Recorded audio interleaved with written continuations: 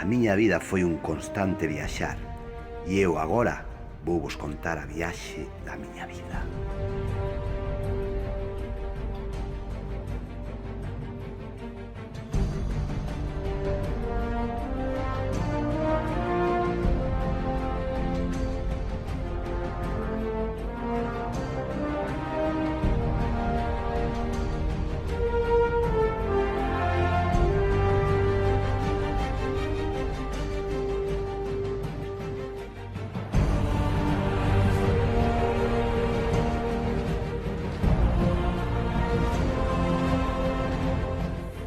E vin o máis fermoso xogo de maxia que os meus ollos viran nunca.